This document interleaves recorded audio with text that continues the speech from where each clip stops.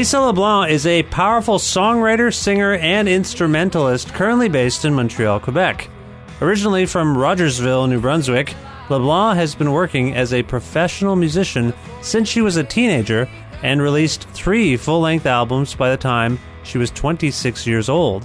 Her latest album is 2016's Why You Want to Leave, Runaway Queen, which came out via the Bond Sound label in Canada, and it was subsequently shortlisted for the 2017 Polaris Music Prize. Lisa and I just had a conversation about the origin and meaning behind every single song on this record, which, as you're about to hear, turned out to be a really eye-opening exchange for the both of us. Sponsored by Pizza Trocadero, The Bookshelf, Planet Bean Coffee, and Granddad's Donuts, this is Lisa LeBlanc on the 343rd episode of Creative Control with your host, me, Vish Khanna.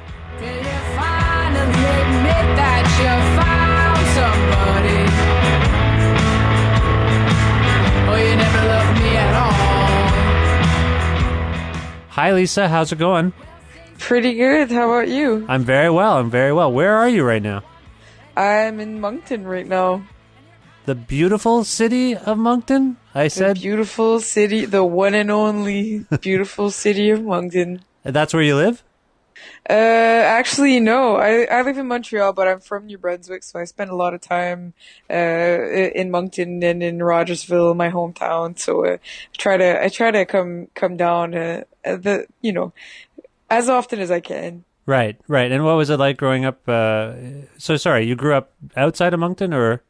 I did, yeah. I grew up in a really small town about an hour north of Moncton, but I've lived in Moncton kind of on and off during the last years, and just kind of spent a lot of time here. I have a lot of friends here, and I just really love the city and how awesome of a city and how culturally great it is. And yeah, so I just kind of try to come as often as I can. Yeah, well, Moncton is near and dear to my heart on a musical level because of the band Eric's Trip. Did you know them? Oh, awesome. Yeah, I do. I mean, not enough. Like, I probably should start digging into it a bit more just because I'm from New Brunswick and I've never really, I know of them, but I haven't really, gotten my Eric's Trip phase. I'm sure it'll come very soon. It's always funny how a city is on a map for someone. Like, for me, Moncton is on the map because of Eric's. Like, I heard of Moncton because of Eric's Trip, I think. But is Moncton notable for other reasons?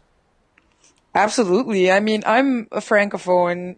I grew up as an Acadian in New Brunswick. So, I mean, Moncton is becoming, it's always kind of been like the hub where all artists, just kind of ended up being there. It's a really open city, a very creative city, and it's just kind of have this, it's kind of like the best of both worlds. It's bilingual. There are a lot of Anglophones, a lot of Francophones, and, but the Francophone music, industry is awesome. There's so many great bands going on right now, and we have some really cool venues here, and just some super fun bars to go hang out in, and it's just kind of like a tiny Montreal, but more accessible, and it's just smaller, right? So if everybody kind of knows each other, and it's just kind of such a great vibe, maritime, kindness, and it's just I love Moncton. So I mean, for me, it's kind of obvious. I really have a big love for the city, and it's becoming cooler and cooler. I find with the years, some really cool people are moving, and it's just it's cool. Yeah, you sound vaguely homesick. Oh, I always am homesick. That's what happens when you're from the East Coast. It screws up with your brain for the rest of your life. You just kind of have to always come back to it somehow. There's something really special about it, Yeah, I know. I hear you. And you've been making music a long time now, right? Well, I mean, relatively speaking. You're what, in your mid-20s or something like that? Yeah, I just turned 27 not too long ago, and I've been doing it since I was 14, and I just grew up with it. Like I was saying, I'm from the East Coast, so the whole kitchen party and trying to you pitch a rock and you hit a musician because that's all you have to do, and because it's so boring sometimes. And where I grew up anyway, there wasn't much to do, so a lot of people played, and the family was all into it. So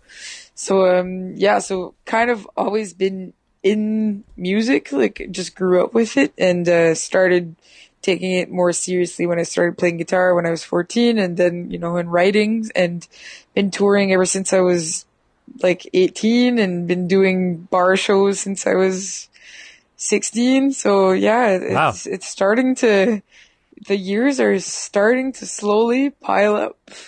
It's nice to be a veteran at something when you're only 27. Oh, by the way, 27, yeah. happy birthday. I didn't get to Ah, thanks. I meant to say that. Happy birthday. Oh, thank you. No, That's sweet. that's great. So we if I understand things correctly, we're going to discuss this your latest record, Why You Want to Leave Runaway Queen. What is this, like your fourth record? Is that right? It's the third record, or you can say second and a half in a way. We released an EP about 2 years ago, so that's for me, it's a full record. Some people might say it's a half record, so it's the second or third, however you want to see it. Yeah. But still, you're prolific, and we've established that. So there's a lot of experience and new experience that I think that went into the making of this album. That's fair to say. Yeah, for sure. Because you did some traveling. I understand you went on a pretty big road trip and soaked up some American culture. Is that fair? Yeah, exactly. You've done your research. You went was it primarily Louisiana that impacted you? Yeah. I spent a lot of time in the U.S. That was actually my second big road trip. I did a first a month and a half 3 years ago for the EP, and this road trip was really about trying to write songs and trying to get better at my instruments.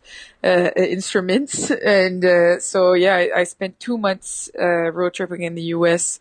Last almost 2 years ago now, and yeah, spent a lot of time in Louisiana. Being a Acadian, going to Louisiana was just kind of like this natural, it's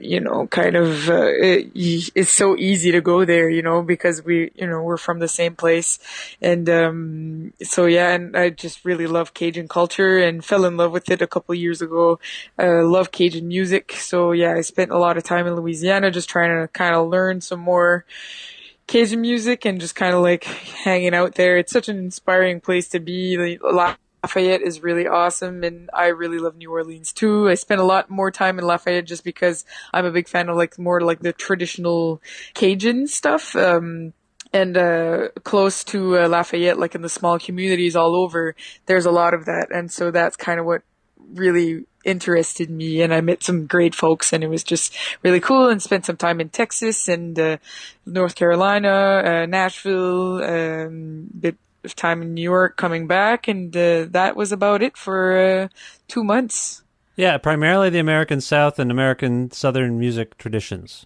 Yeah, pretty much. I kind of I love folk music, traditional stuff, just kind of been getting into bluegrass and old time and Cajun in the last couple of years, which is weird because I'm from a town where there's a huge bluegrass festival every year, and everybody listens to bluegrass, but I really hated bluegrass because that's all that people listen to. So I just kind of started listening to it actually in the last couple of years, and actually going to that festival now for it and listening to the music. So yeah, no, it's funny to have that upbringing, but just kind of not at all wanting to be part of it, and 10 years later going down south to try to learn it, and yeah, who knew? Yeah, when you're younger you tend to reject your immediate community and surroundings until you realize that there's value to them. Exactly. I wanted to listen to Metallica and Aerosmith, that's all I wanted to listen to. I didn't want to listen to bluegrass. Yeah. Now, you mentioned that you wanted to go you made this trip to improve your abilities on instruments, not just an instrument, but instruments. What are your primary instruments, if you will? My primary instruments. Your many primary instruments, yes. Are the banjo and guitar and a bit of mandolin and trying to learn some fiddle. So those are the four. I mean, I wouldn't count fiddle as an instrument. It's just kind of like it might happen one day. But, you're still working on it. Yes, I'm still working on it a lot. Banjo and guitar was what I went there for. Especially being a banjo player, just trying to learn all the techniques, like the kind of traditional techniques that you hear with a banjo that are clawhammer banjo and the bluegrass banjo, are all, in North Carolina. So it was just really cool to just go there and be part of like so many other banjo players that all kicked my ass. They were so much better than me, and it was inspiring and a little depressing at the same time, but it was awesome. Well, let's start to talk about this record and figure out maybe how, wherever you think it's relevant to talk about how you put something into practice from your trip and your studies. Feel free to kind of offer that insight. So again, the record is great. It's called Why You Want to Leave Runaway Queen. My kids and I just drove to back and forth from the Toronto Metro Zoo, and we listened to this album both ways. We just listened to it nonstop, and that amounted. My son said it's like a 12-song album became a 48-song album. That's how he described it. It's like, we listened to it 4 times, right? I'm like, I think that's right. So 12 times 4 is 48. So it's like a 48-song album. I'm like, I guess so. He's 6. I guess so. He's just applying logic where he feels it suits him. Anyway, we enjoyed it very much. So thank you for soundtracking our trip to the zoo. Well, I'm glad you guys liked it. The 48 songs. The whole 48 songs. The Lisa LeBlanc box set version of the box set. Of this record. So let's begin with the first song. Could You Wait Till I've Had My Coffee?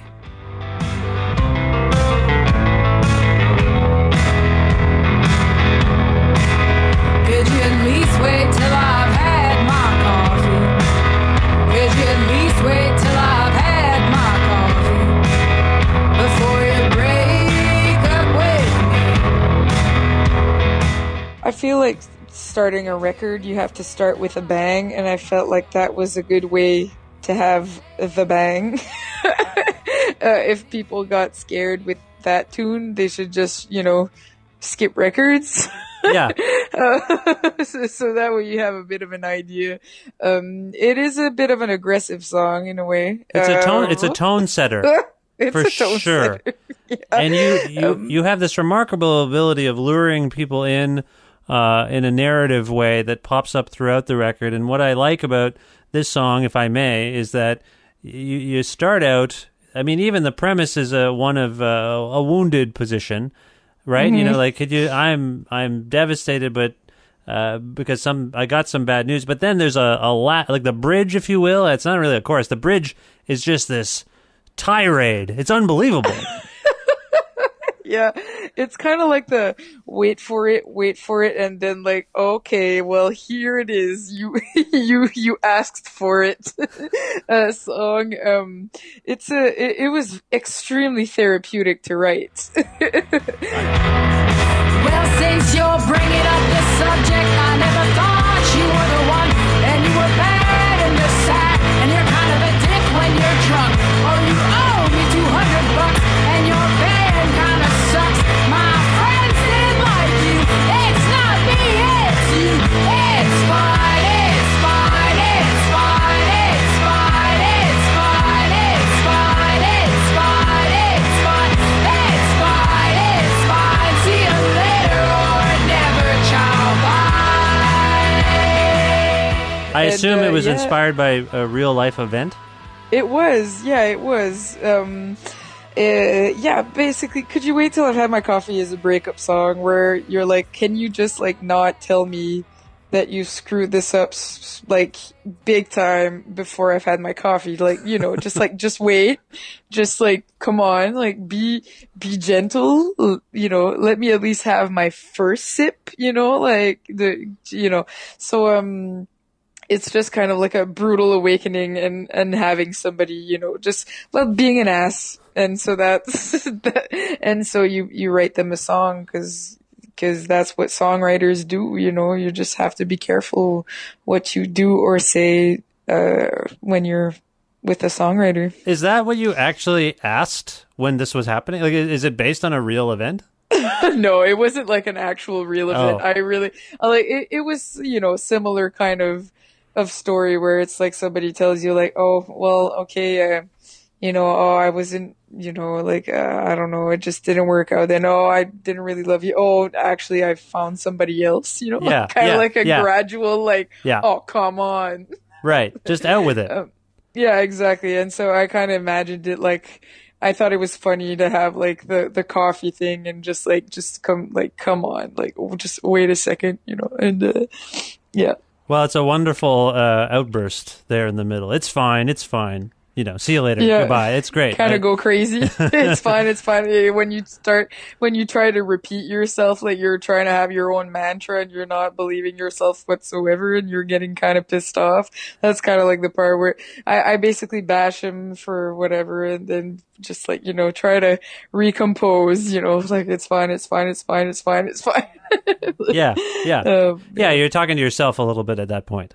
Yeah. Yeah. No, it's great. It's a wonderful song. Is there anything about the production or the instrumentation you'd like to comment on? Not exactly. That's you on guitar? It's you primarily playing guitar? Yeah, it is. Yeah. It's a song that was actually written pretty quickly. It was one of the last songs I wrote actually for the record. I think I wrote it in a day. It was just kind of like this, it just really came out super naturally and probably just because it was super therapeutic and easy for me to write something like that. I had, different inspirations that I kind of wanted to go with, more of like a grungy. I just kind of wanted to, go crazy on that one. Yeah, well, you did. I think you did, and it's totally effective. It's a great song.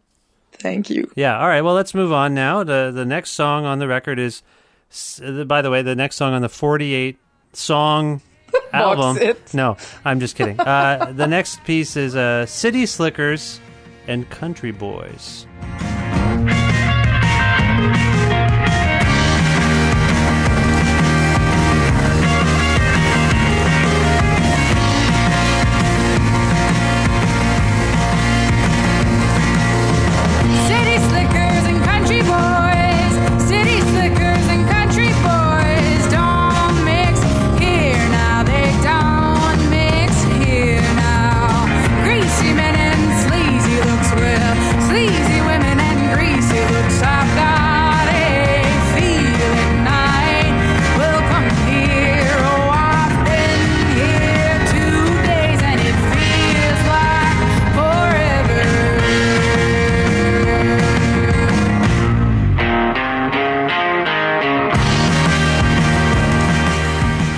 Another beautiful song with a really alluring guitar riff hook thing.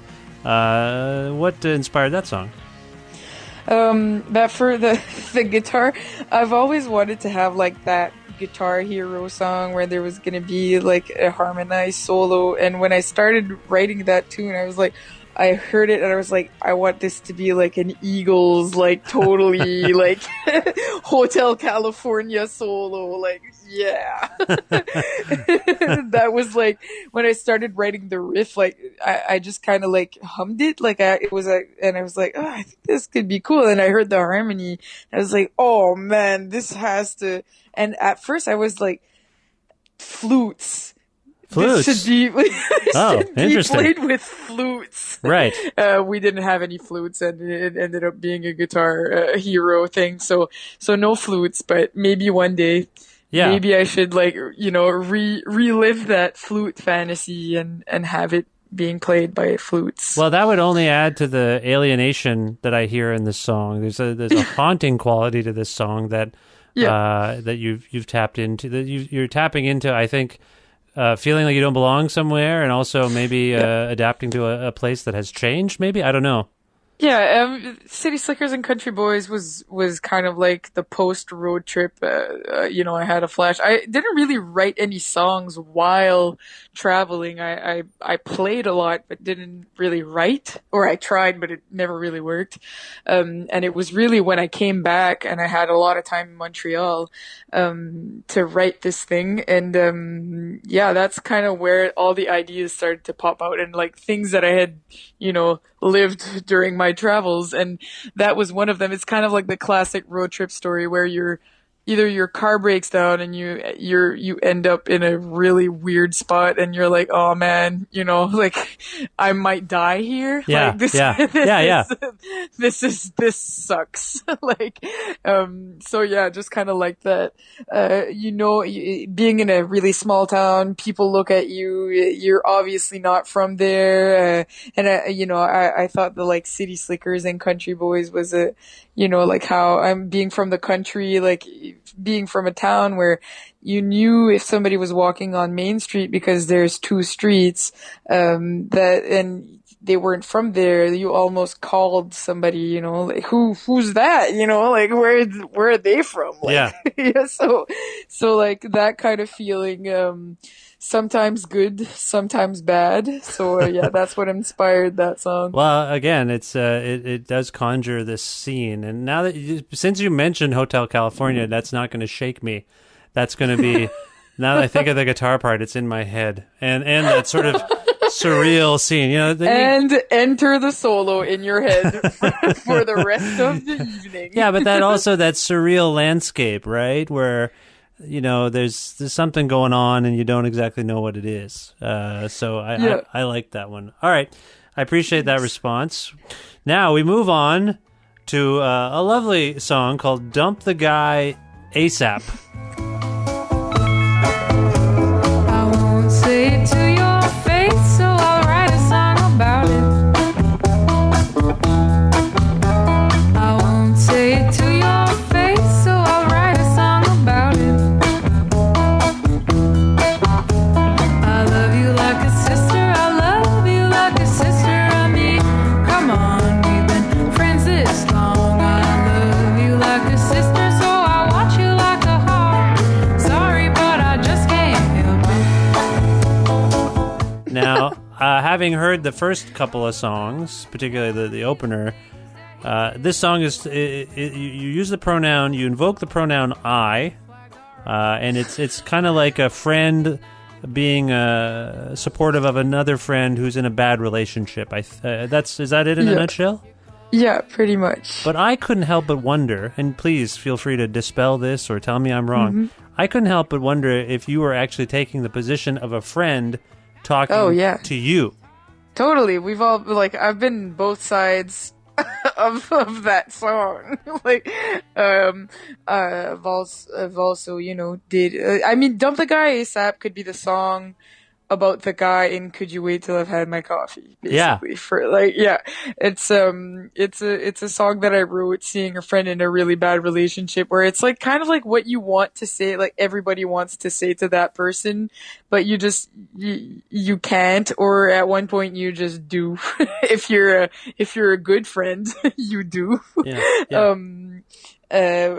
Just kind of like that fantasy of like, and having everybody saying it, like at the end, having like everybody singing along. I just could see like a whole party for her, and everybody being like chanting along to a Hawaiian song and being like, wouldn't it be lovely if you just dumped the guy ASAP? Yeah.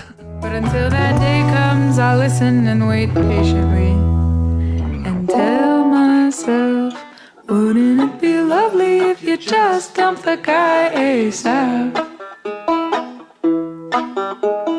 Wouldn't it be lovely if you just dumped the guy ASAP? Wouldn't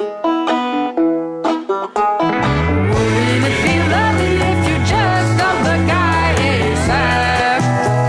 Now, I don't mean to be prurient or be nosy or what have you, but obviously you've had some bad relationships. Are you someone Is this an ongoing issue? Do you struggle with relationships?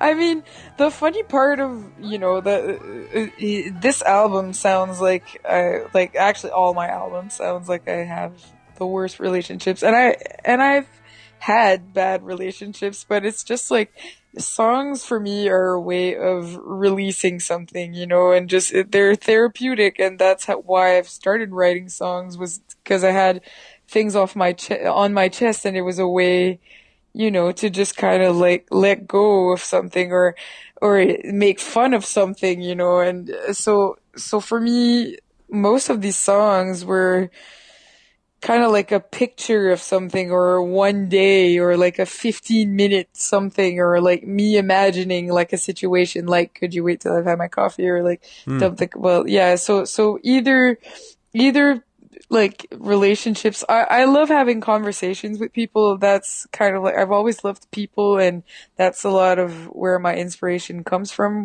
conversations that I have, or situations that I see or that I'm in, and that, or, just kind of like a mix of all of that.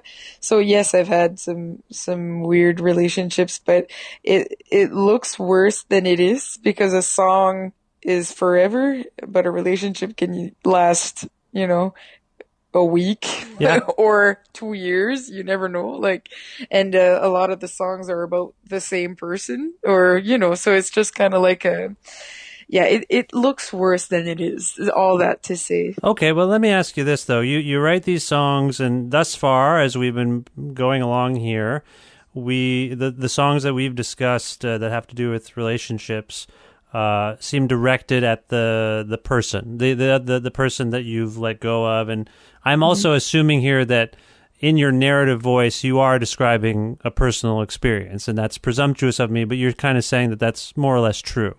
Yeah. This is you and your experience, and you're putting it into songs as therapeutic. Do you end up, in talking so much about, say, this guy, do you end up learning about yourself writing relationship songs? Do you end up getting the other person's perspective on yourself somehow?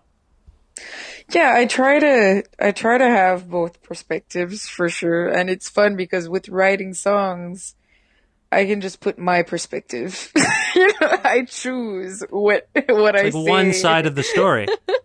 You choose, or you can have other songs that, will have more of, like, I call them the adult songs, where it's like the comprehensive breakup, like or like, this doesn't work, we both know it's okay, whatever, more of like a mature breakup songs. And I love those, I also love bashing somebody in a song because it's hilarious and it's just kind of funny. And I also love playing with humor when writing songs, just because I find it de-dramatizes a lot of situations that can feel extremely dark at times, when it happens, when it hurts. Yeah. I think I changed the subject. I don't remember what I was talking about. It's very crafty of you. I was trying to turn it back on you, and you got out of it. I don't want to talk about the. No. I think I see what you're saying. But I do. I think when you do stuff like the kind of creative pursuits that you engage in, you do end up learning about yourself.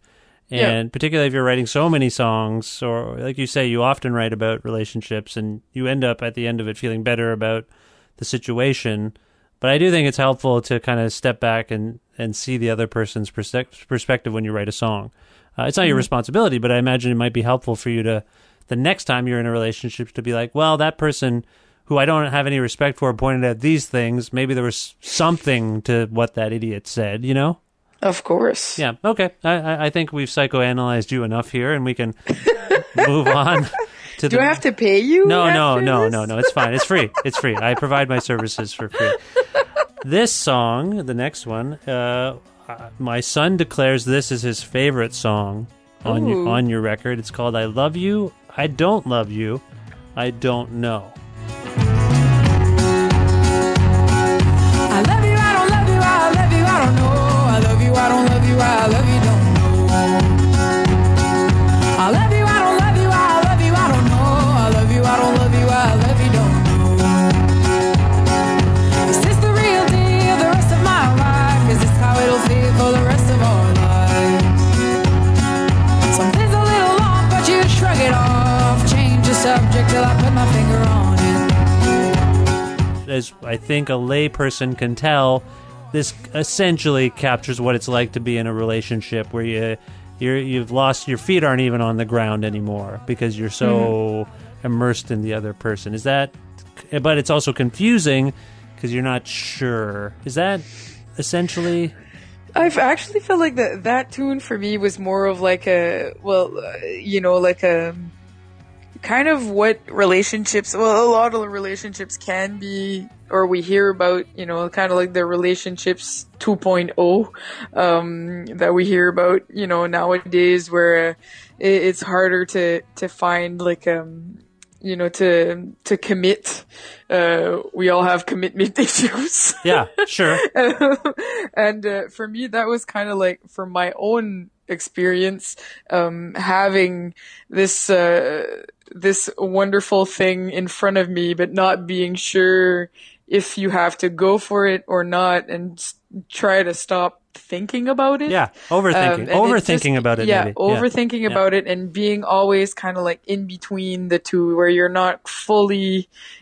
actually not fully immersed in it. You're not sure, but at the same time, you have a lot of feelings, and you're for this person, and it's going great, everything's perfect, but why can't you do the jump? So it's basically like, well, do it or don't, because that person is going to get hurt in the long run. That's kind of, there's one part where I say, like, once the words have been said, you can't go back to what you used to have. Yeah. Which is like, like when you say, like, I don't know if I love you or not, it's pretty much over. You can't have that conversation without it sucking, like, it's like, well, you're basically answering your own question. So you don't love that person, or it's just, it's kind of a weird, a not knowing, a bit of, in an uncomfortable situation. Yeah, I think you're getting at the indecisiveness and empathy that kind of go hand in hand in a relationship, where you want to, you're trying to see the other person's point of view, but sometimes when someone is, if one person is decisive in a relationship, it's not, that's not good. You need both people to sort of agree, and sometimes you don't. Yeah. And sometimes that's the nature of relationships. So one person's got to make the decision. You know what I mean? And and I should also say, like, this song includes the title of your record. Picture perfect, everything you need. Why you wanna leave, runaway queen? Is that you? Are you the runaway queen? Oh, I was. Well, I've been for a long time. Probably still am. I'm getting better though. Yeah. You seem more self-aware. You seem like this is all leading to more self-awareness. Yeah, totally. But I mean, I thought it was a great way for me. I felt like it really expressed how, like, the last couple of years, like, I've been on tour nonstop since I've been, 20, I think. Yeah. So I've started playing music at a very early age and started doing it professionally at a very young age also. So, and it's just kind of been what I've always done, like always. And my parents were also, people who love to travel, just kind of like the maritime going for a drive, and being like, oh, where are we going today? Oh, well, let's just go right or left, kind of like. And my parents love being on the road, and I take it from them too. And, my grandparents too, and so just, I love being on the road. I have a hard time being, like, staying put. I've gotten better over the years, and actually writing this record, it was bizarre for me because it was the first time I actually set foot in, like, I moved in Montreal, and it was the first time I put, like, stuff on my walls, because I was always gone and actually, like, didn't have any more boxes of stuff. I actually, like, unpacked for the first time in my life.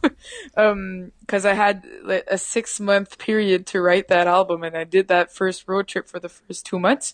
And then after that, stayed in Montreal for 3-4 months, which for anybody else would be like, yeah, like, of course. But for me, it was a huge deal because I hadn't really done it. Like, as soon as I got comfortable somewhere, I wanted to leave, you know. I didn't like being at the same place, and I love the excitement that traveling brings you, and seeing a new city, even though you're doing sometimes the same things, but they're in a different city and it's different people, and so I don't know.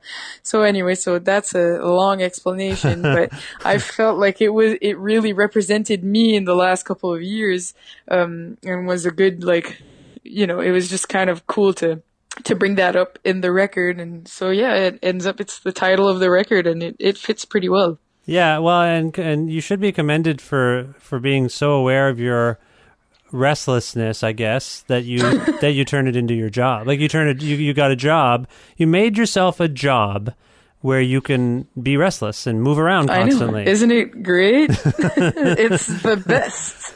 Good for you. That's great. I know, it's pretty awesome. I mean, it's funny because I'm like, well, you know, my two passions are traveling and playing music. So, I mean, it can't go wrong with what I've chosen to do as for a living. It's pretty sweet. Yeah, you've done it. You're living the dream as I am, as it were. Crazy. All right, let's move on to song 5 on the album. Why does it feel so lonely? In parentheses, when you are around. What we became and what could have been.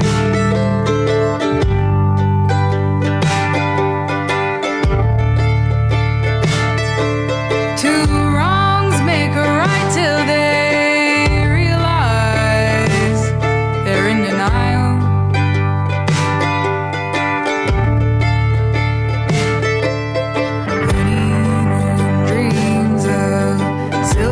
Champagne and city skylines that took our breath away, but we put a dimmer on those city lights, and the silence we've created is screaming at the top of its lungs. Well, why does it feel so lonely when you are around?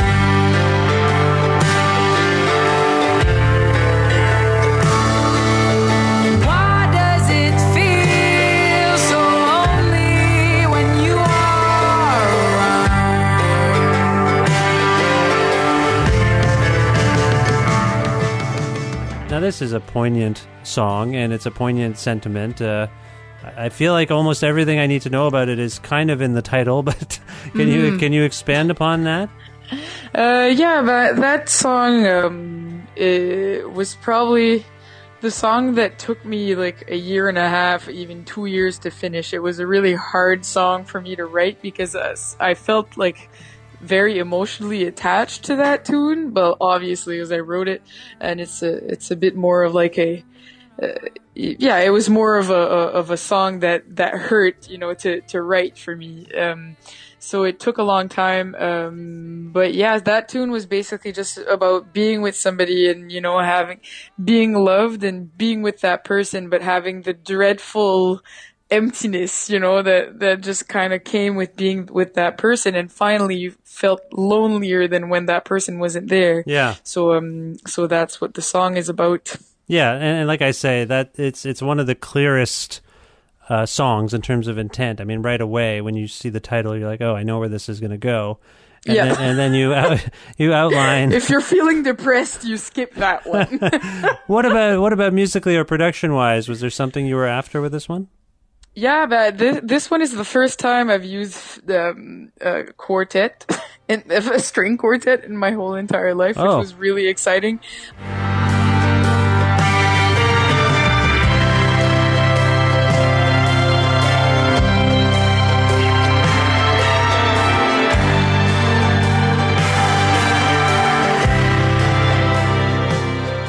I really wanted to have like an orchestral feel at the end and have it really be a like spaghetti western kind of like, you know, like riding towards the sun type of feel at the end of that song.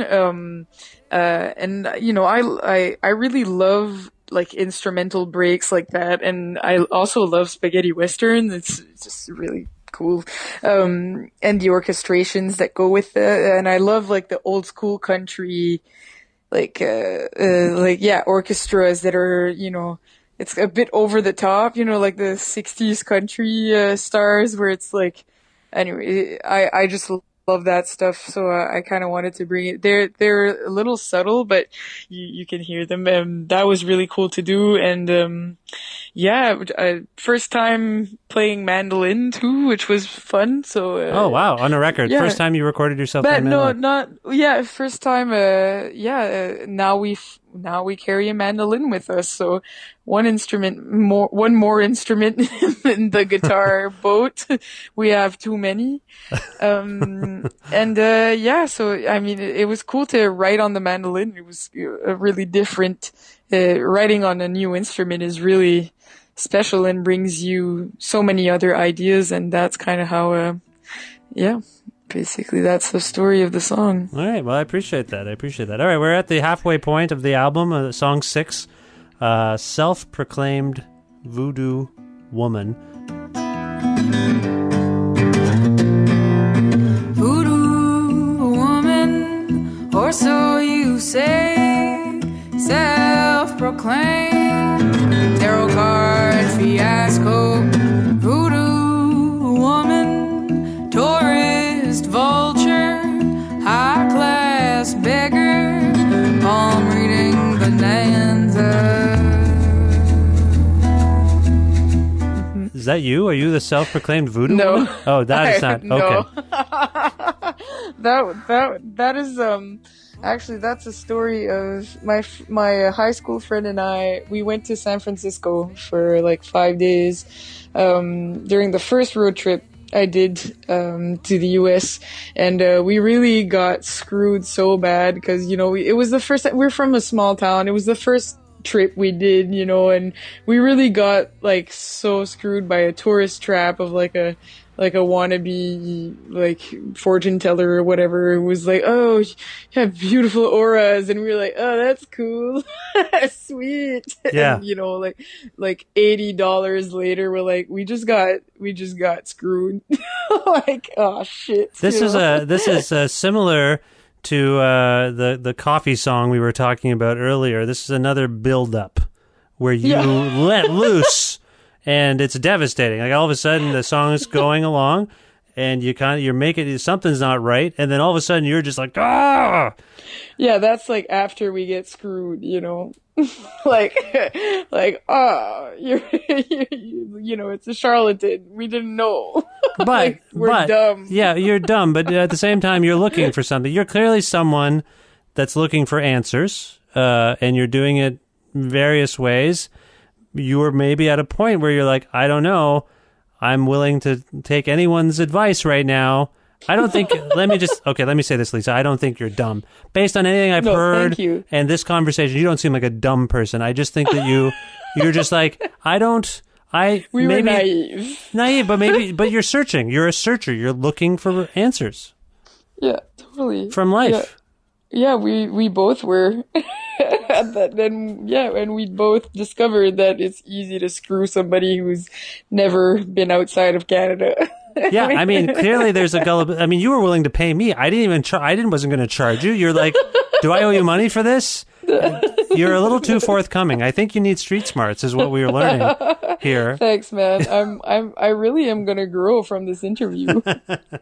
Wow. All right, this next song has perplexed my son. He quite enjoys it. He says after song 4, which is, again, it's a bit of a... oh, no, I love you, I don't love you, I don't know. I can remember the title. That's it, right? Yeah, that's it. Right, okay, all right. He likes this one next. It's Tigars? Mm-hmm, Tigo. Tigo. Yeah, Tigo. Yeah, it's okay. Like it says if you don't, like, skip the RS. I see. Tiga. Okay, yeah. Tiga. Yeah.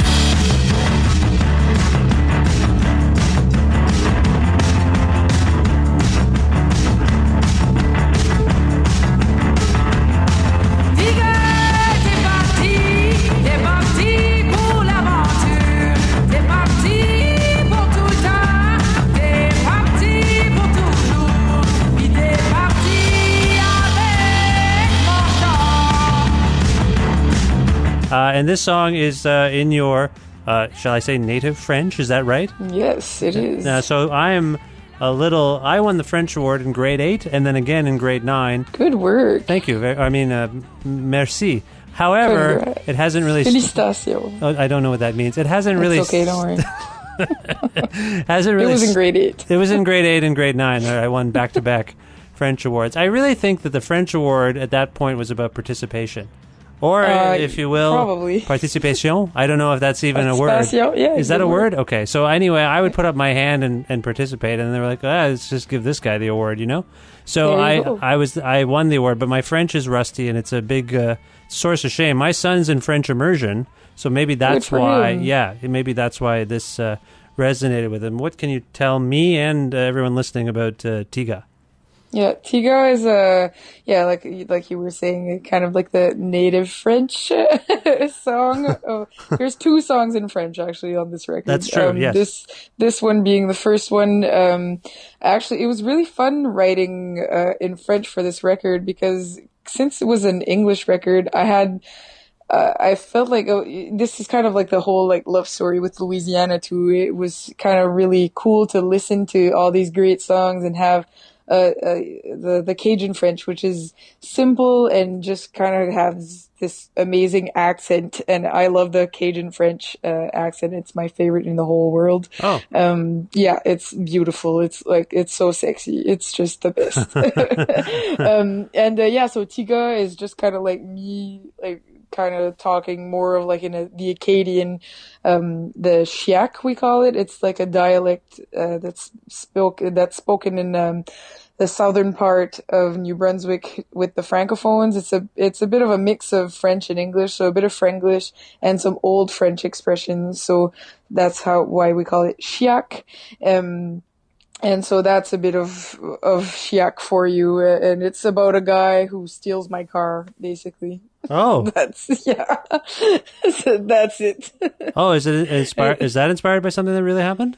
No, actually, it was actually inspired because a lot of Cajun songs talk about like Tifi t'as volé mon cœur, which means like, oh little girl, you stole my heart.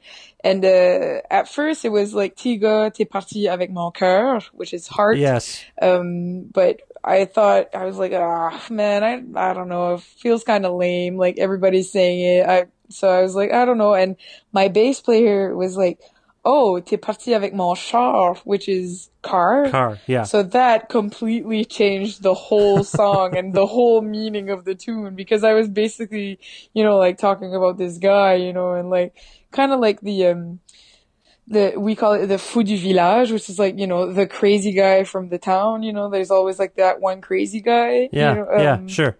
In small towns, I don't know if there's like a expression you would say that. Le fou du village. Yeah. The crazy guy. Okay, sure. Village. Well, there's all sorts of like village idiot, village fool, something like that. Sure. Yeah. Yeah, you kind of like the village idiot, the village fool that ends up like stealing my car, like. I see. So so that's Tiga for you, inspired by Louisiana but not actual facts. Okay. Thank God. It's that's fascinating. I didn't realize that. So this also suits the theme of restlessness, kind of craziness, if you will, like emotional, like being emotionally overwhelmed. This car, and it's a car chase. It's not a car chase, but someone took your car. Feels like it, yeah. It's a song loosely about sort of joyriding, or. No, it's just about a guy who steals my car. That's it. Okay, just we don't know what happens, so he just takes your car. Okay, all right. Yeah. Anything musically you want to say about it? No, I think it was kind of inspired by Cajun French, or like Acadian French, but also the riff was very Cajun, and I also play triangle, which is they call the tiffer in Louisiana on that song. So that's also a dream come true to finally be able to play triangle when I play shows, which is the best. Well, good for you. I can do that for hours. This is a record and a process that is making all of your dreams come true. It seems. It is, totally. It's great. We move on to a relatively sparse song instrumentally, and it sounds like almost a a room mic recording almost. It has a unique sonic quality, I think, from some of the other songs on the record. Maybe I'm remembering this wrong because I spent so much time listening to it with kids screaming in my car. But I believe the song I'm referring to is 5,748 kilometers. Right.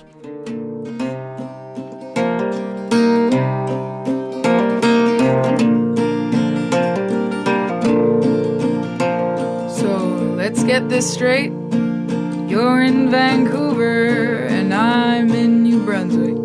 That makes 5,748 kilometers. We're talking 2 different oceans, 4 time zones apart, 7-hour plane ride plus connections. A 6-day drive if you don't stop to pee too much. It's probably the dumbest idea that I've ever had, but I love you, yes I really do. It's a clever song. What can you say about this one? That tune was written about a long distance relationship I had with that being the 5,748 kilometers between Moncton and Vancouver. Uh-huh. So it's my cross Canada love song. It was basically kind of like the craziness of the beginning of a long distance relationship where you're like, oh, you know what, it's far away, but we'll make it work, you know, and just kind of like the naive thought, you know, that it will work. That's what the song is about, and just being kind of like, you know, well, I mean, it is a thing, you know, long distance relationships happen, and it happened for me, so that was my love song for that person. My son pointed out that this has 2 curse words in it, the S word and the D word, stupid and dumbest. Oh. He pointed that out, and I was like, those aren't that bad. Those are not. Don't make him listen to my French records, because there's more of that. They're worse. We've talked about your hopefulness. We've talked about your hopelessness, your rage, your naivete. I don't know if we've done a good enough job talking about your sense of humor, because this is a song that's very funny. Well, thank you. You're welcome. And I think even the other songs that we've talked about, I mentioned the outbursts. Those they're impactful because they're, whoa, like what happened? But they're funny. They're also kind of funny. And you make an effort to infuse humor in your work, which can be risky for a musician who wants to be taken seriously. But humor is important to you, obviously. Is that fair to say? Yeah, pretty much. I mean, humor for me has always kind of been a way to de-dramatize things, and in a way, and also in kind of a way to protect myself and not have it sounding so dark. So for me, yeah, and I've always thought that way. I've always seen, you know, like, I've always thought that things can be funny the next day, you know, like, yes. And I've always thought about life that way, and it's just kind of like my personality that ends up being in songs. It's really easier for me to be singing those songs when they have a certain twist of humor, so that way it's not as dark, like I was saying earlier. Yeah. It's easier for me to present them, and I feel like if I write darker songs, they're more of like something I have to, you know, get out, and they might never see the light of day, or they might never get finished. You know, it's kind of like a natural process for me. It always has, well, most of the time it has this kind of like a little twist in the songs. It's for me, it's just a natural process. Yeah, no, it seems like it's just an organic extension of your personality. That's what I feel like when I spend time with your music. Thanks. Yeah, I and now I'm learning more about you through this, which I'm not billing you for. I just want to emphasize that again. Yes. Sweet. We move on to a song that represents French, your French background and your English background. Cher, you've overstayed your welcome.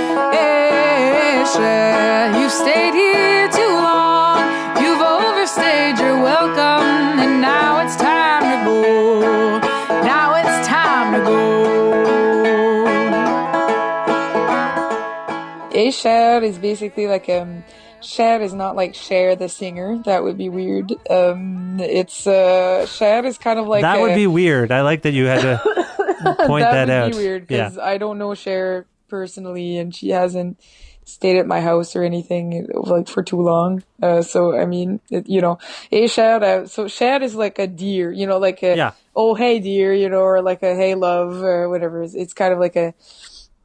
Yeah, in French, it's like so it was inspired by Louisiana. Once again, a lot of people call you Cher when you go to Louisiana, and just, like hey boo, hey Cher, So that was kind of like the inspiration for it. And You've Overstayed Your Welcome it's basically about overstaying your welcome somewhere, either being on one side or the other. I've been that person where you felt like, okay, I think this should be my last day here.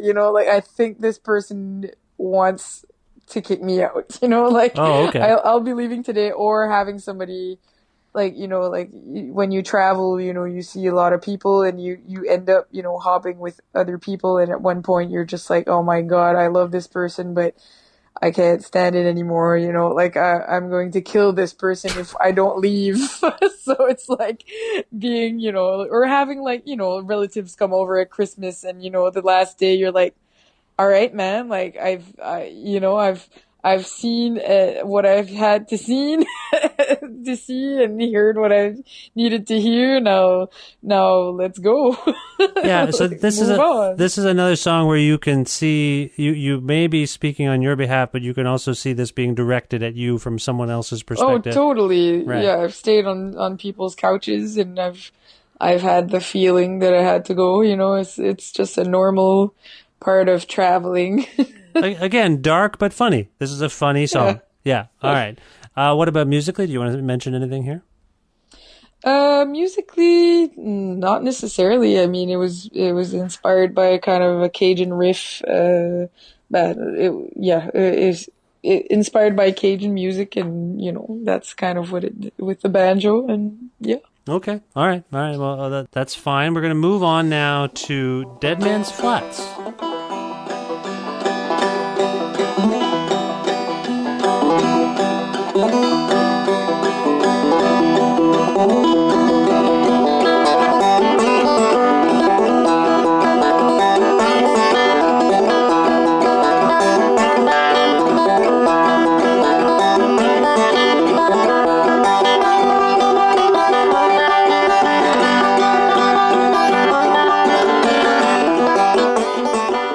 Dead Man's Flats is a place in Alberta, right before Canmore, where we had a couple days off, and we decided to stay there. And it's just at the beginning of the Rockies, and it's an amazingly beautiful spot. And yeah, we had a couple days to hang out like between shows, and I was just kind of hanging out on the porch and playing some banjo, and that's what came out. And I decided to call that instrumental song Dead Man's Flats, and I thought the name of the place was pretty badass, so I didn't really, ask any more questions and just named it Dead Man's Flats. So it's inspired by the place. Yeah. Fully and completely, I would say. It sounds like. Okay, that's cool. And I have my wife is from Alberta, so I take a little tiny bit of pride in that as well. And it's not much. I don't know that. Well, I know that area actually, but I've probably been there, and I didn't write a song about it. Let's move on.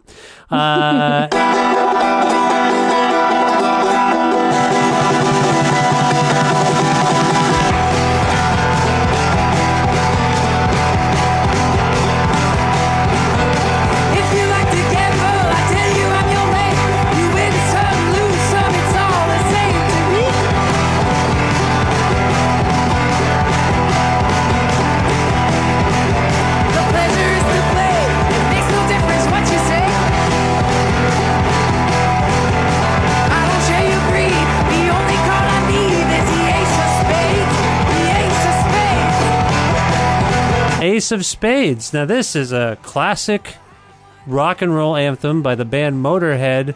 Somehow a version of it, your version of it, is now on your record. What? Why? the whole band we're all old metalheads, and I remember hearing Ace of Spades for the first time and being like, holy shit, what's this? Like, and really, I remember the clip, you know, and just like seeing it for the first time and really being like, it was my favorite Motorhead tune. And yeah, so it's kind of like a way to, and you know, with the passing of Lemmy in the last year, it was just kind of like such a natural way for us to, like, you know, pay tribute to Lemmy. And yeah, like, and it's so much fun to play live because most, like, so it's like a 50-50. Like, most people don't really know the song, or, you know, like, think maybe it's one of our tunes or whatever, and they're like, oh, cool. But the people who realize that this is a Motorhead song and it's Ace of Spades literally lose their shit. And it's awesome, and all the techs come hang out after and they're like, hey man, sweet Motorhead cover, and we're like, yeah man. Thanks. So it's just been such a blast to play, and I mean, playing it on banjo was just such a pleasure, and being able to do a banjo solo on Ace of Spades, why not?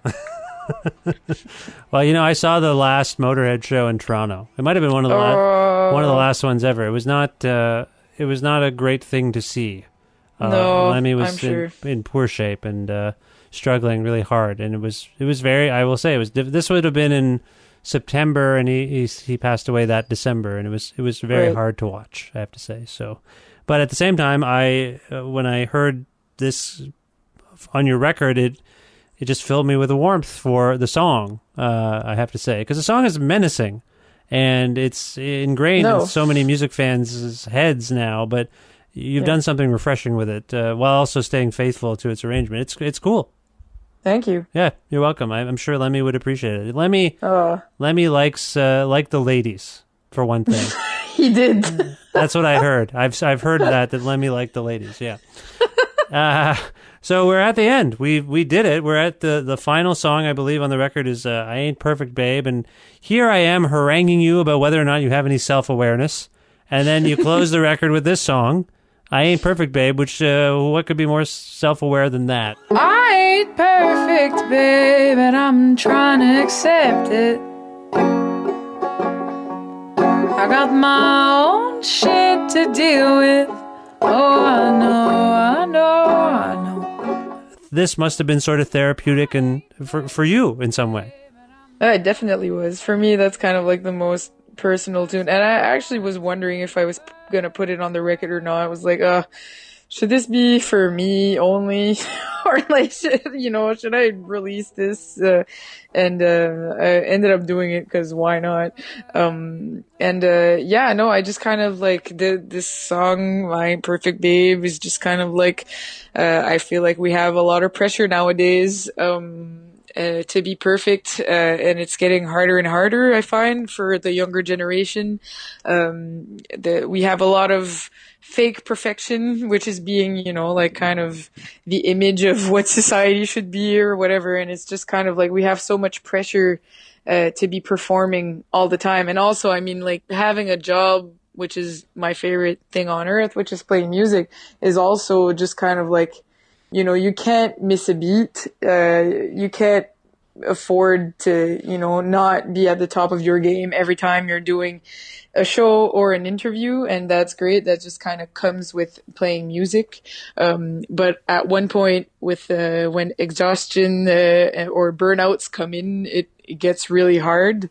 And you have to find out, like you have to work really hard into remembering why you're doing this. And, it's going so fast. So yeah, it was just kind of like a personal song being like, I'm not perfect. I'm really trying to accept that fact and just kind of like live my life for God's sakes. Yeah.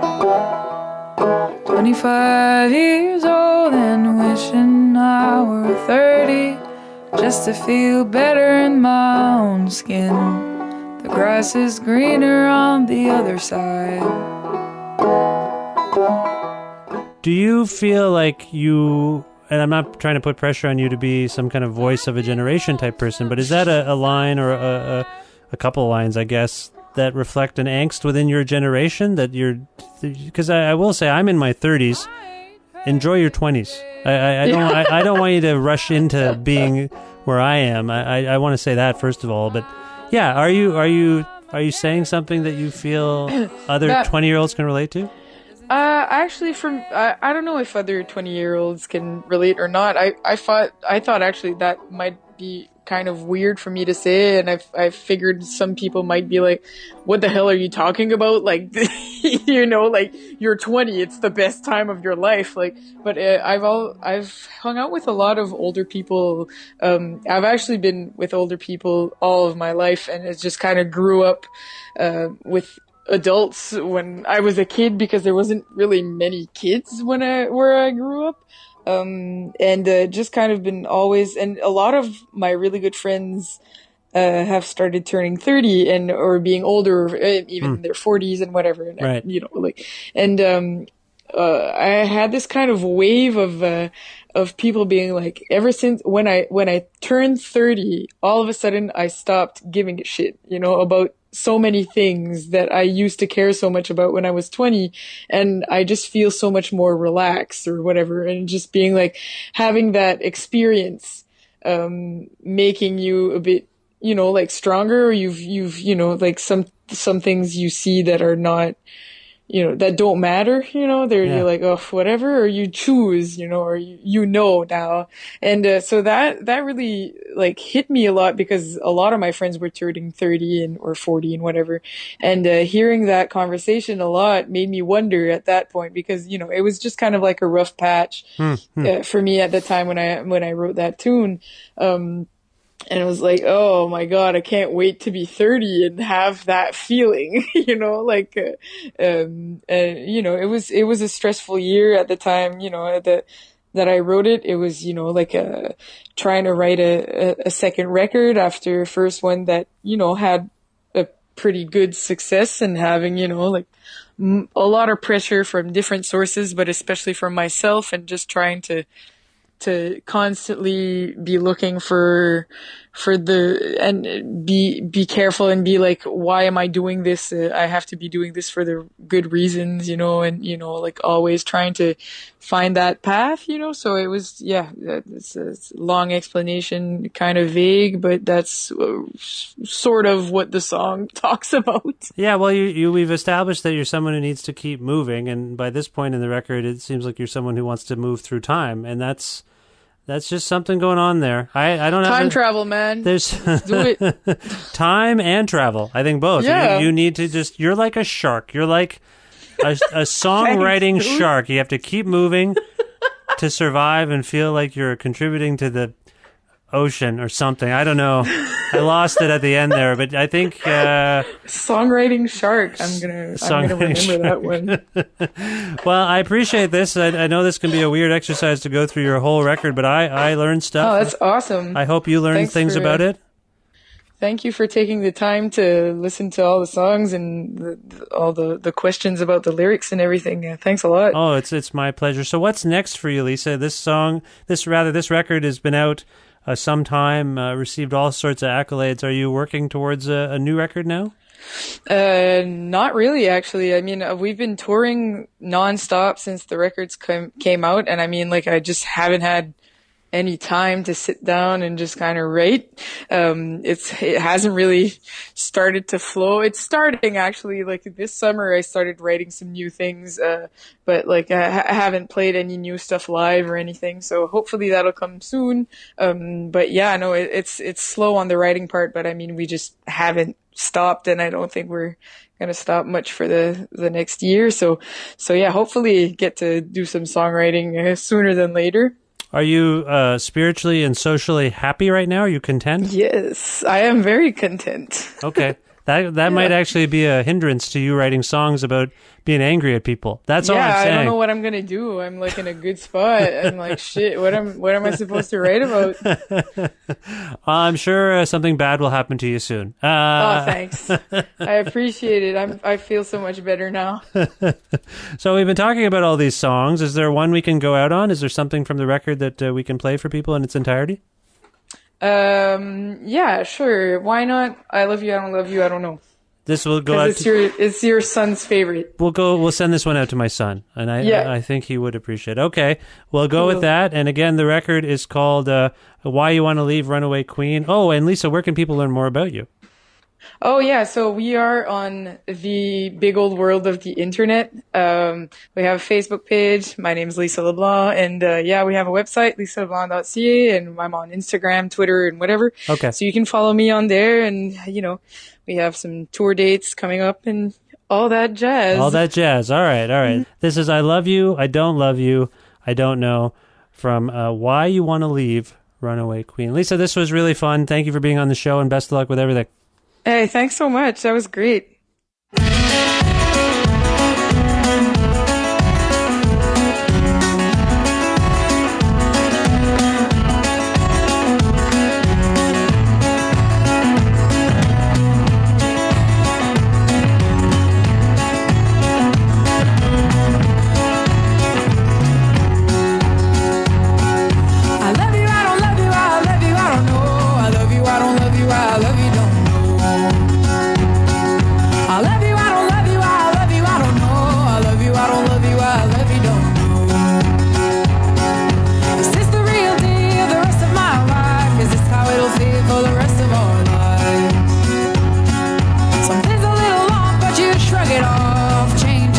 Till I put my finger on it. I love you, I don't love you, I love you, I don't know. I love you, I don't love you, I love you, don't know. I love you, I don't love you, I love you, I don't know. I love you, I don't love you, I love you, don't know.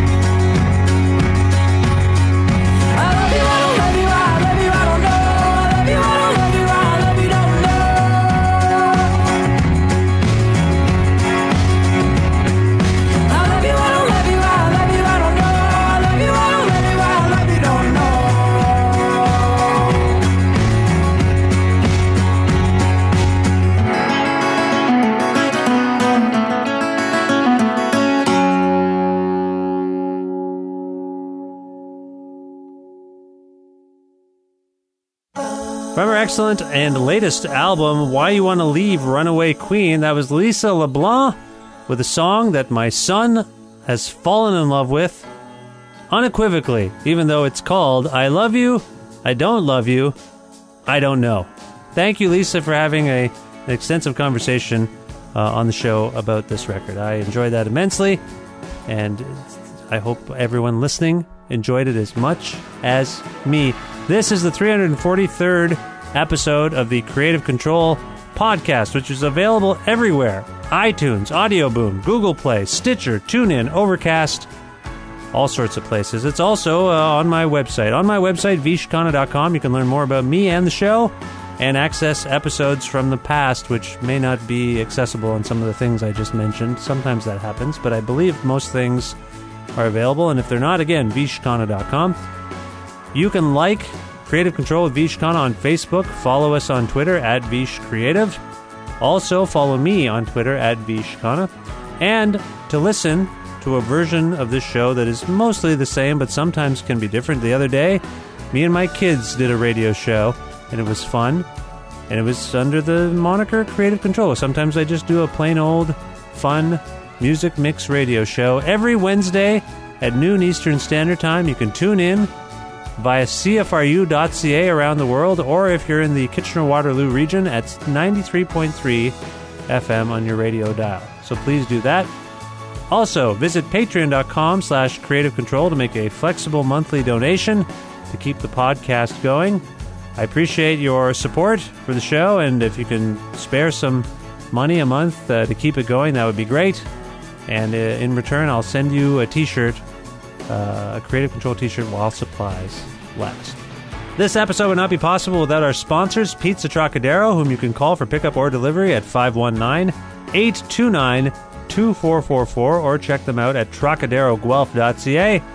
The Bookshelf, an independently owned bookstore, bar, music venue, and movie theater located at 41 Quebec Street in Guelph. Learn more about them at bookshelf.ca. Planet Bean, freshly roasted, fair trade, certified organic coffee. More information about them, planetbeancoffee.com.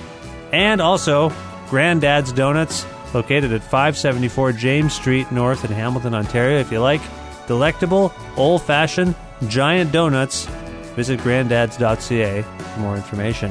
All right, that's the show. Again, thanks to Lisa LeBlanc. Thanks to all of you for listening. Please continue to do so and support the show by rating it, reviewing it, sharing episodes with your friends, going to all those podcast things and telling them that you like the show, subscribing to the show. All of that helps. Thank you, thank you, thank you. I will talk to you very, very soon. Goodbye for now.